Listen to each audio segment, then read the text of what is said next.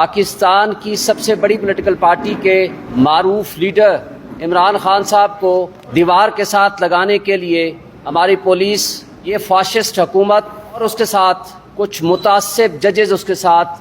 शरीके car हो गए हैं। और हमें अफसोस से कहना पड़ता है कि इंसाफ का कत्ल होने जा रहा है, जिसकी सबसे बड़ी मिसाल आपके सामने एक जज हुमायूं दिलावर साहब हैं। आज आपने देखा कि एक जज साहब जो इस बात को एडमिट करते हैं कि अपने फेसबुक से, उनके फेसबुक के अकाउंट से इमरान खान के खिलाफ नाजेबा पोस्टें जारी की गई, सब कुछ के बावजूद वो शख्स कहते हैं कि मैंने डे टू डे बेसिस पे इस केस का ट्रायल करना है और उसके खिलाफ एक से ज़ायद दरखास्तें, ट्रांसफ़र एप्लीकेशंस फाइल कर दी गई before the Islamabad high court. और इस्लामाबाद हाई कोर्ट के पास वो ट्रांसफ़र एप्लीकेशन के पेंडिंग होते हुए और उनका मैटर FIA को भेजा गया कि इसकी वेरिफिकेशन कराएं उनकी पोस्टों की, उसके बावजूद कि इससे पहले कि इस्लामाबाद हाई कोर्ट इस बाबत अपना फैसला सुनाए, वो इसको डे टू डे हियरिंग पे चला करके उन तमाम प्रोसीडिंग्स को इनफ्रुक्चुअस और गैर मुअस्सर करना चाहते हैं। इस निज़ाम इंसाफ में रुकावट हमारे इस्लामाबाद हाई कोर्ट के चीफ जस्टिस साहब भी शामिल हैं और हमारे डिस्ट्रिक्ट जुडिशरी भी उसमें शामिल है। 14 जुलाई 2023 को जब नोटिफिकेशन जारी होता है तो कल से छुट्टियां हैं और उसमें हुमायूं दिलावर साहब बतौर ड्यूटी जज, उनका कहीं कोई नामो निशान नहीं है। लेकिन जब उन्होंने देखा कि ये ट्रायल जो कि तोशाखाना का ट्रायल उनके बकौल मुकम्मल नहीं हो सका, तो डिस्ट्रिक्ट जुडिशरी ने एक और तरीका कार के मुताबिक 3 दिन पहले एक नया कोरिजेंडम जारी कर दिया कि जनाब हुमायूं दिलावर साहब 5 दिन और ड्यूटी करेंगे, 1 से लेकर 5 तारीख तक। और वो किस लिए? ताकि इस फिक्स्ड मैच में वो खान साहब को किसी ना किसी तरीके से वो नाअहल कराएं या सज़ा दिलवाएं। और इस बाबत सुप्रीम कोर्ट की जजमेंट्स, हाई कोर्ट की जजमेंट्स बड़ी वाज़ेह हैं। इसमें सेटल्ड लॉ है कि जब कोई मैटर हायर फोरम पे पेंडिंग हो या सब जुडिस हो तो उस पे प्रोसीडिंग्स रुक जाया करती हैं। लेकिन यहाँ सुप्रीम कोर्ट ने भी फैसला दिया, इस्लामाबाद हाई कोर्ट के जज साहब ने, चीफ जस्टिस साहब के पास मैटर सब जुडिस है और उन्होंने कई दरखास्तों के ऊपर भी ये फैसला दिया और नोटिस जारी किए। लेकिन बदकिस्मती से अभी मुकदमे की अख्तियार समात का, जज का, ऑथोराइज्ड पर्सन का और जुरिस्डिक्शन, टेरिटोरियल जुरिस्डिक्शन का क्वेश्चन अभी डिसाइड होना है, जैसा कि सुप्रीम कोर्ट ने ये अपने रिमांड ऑर्डर में हुक्म दिया है। लेकिन उससे पहले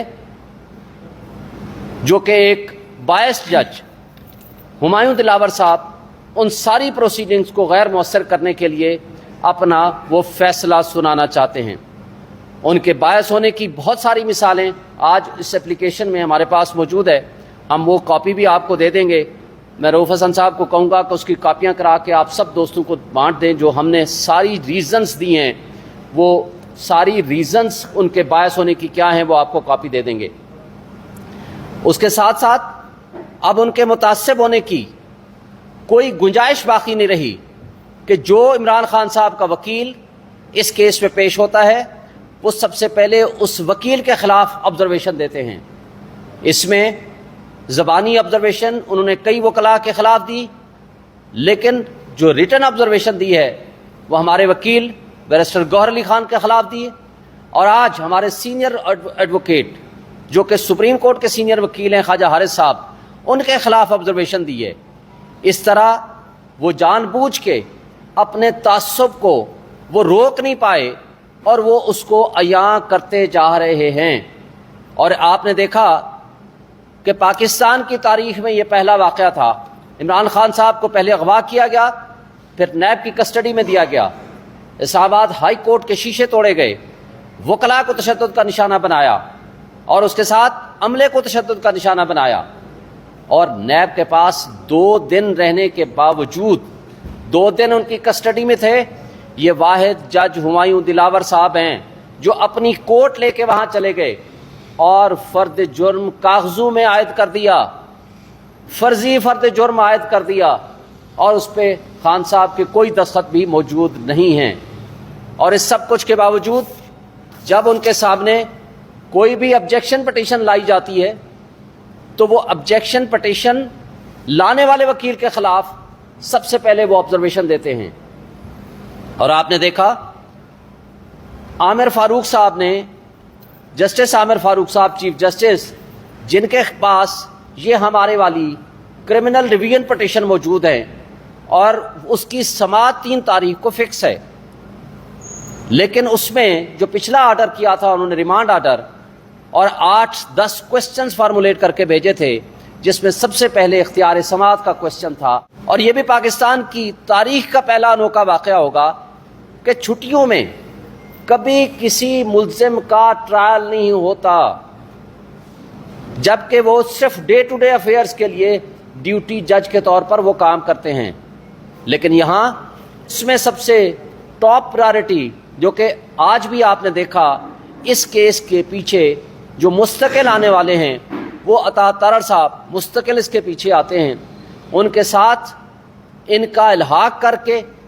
وہ ہر حال میں اس کا ٹرائل مکمل کرنا چاہتے ہیں، تاکہ ہمیں جو موقع ہے ہم ہائی کورٹ میں اور سپریم کورٹ میں اپنے کیسز کی پیروی نہ کر سکیں۔ اور اس دوہرے معیار انصاف، دوہرے نظام عدل میں بڑے افسوس سے ہمیں کہنا پڑتا ہے کہ نہ صرف لوور جوڈیشری، اس میں ہمایوں دلاور صاحب، اور اس انصاف کی راہ میں رکاوٹ ہمارے بڑے قابل احترام چیف جسٹس عامر فاروق صاحب بھی اس میں رکاوٹ میں، اس انصاف کی فراہمی میں وہ حصہ دار ہیں۔ اس لیے کہ یا تو وہ ہماری ٹرانسفر اپلیکیشن ڈسمس کر دیں، یا وہ ہماری کرمنل ریویژن پٹیشنز ڈسمس کر دیں، اور وہ کہہ دیں کہ آپ کے یہ جو پوائنٹس ہیں جس میں آپ اختیار سماعت کو،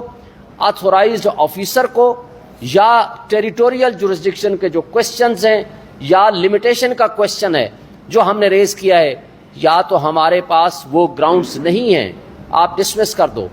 پھر ٹھیک ہے بھلا ہمارے خلاف ٹرائل چلائیں۔ جب آپ کہتے ہو اس میں جان ہے، اس میں وزن ہے، اور سب سے پہلے جورسڈکشن کا کوسچن ڈیسائیڈ ہوگا، تو جو ٹرائل کورٹ اس میں پروسیڈ کر رہا ہے کم سے کم اس کو تو روک دو۔ اگر آپ اس کو نہیں روکتے ہیں تو اس کا مطلب ہے کہ وہ جب اس کا فیصلہ کر دیں گے،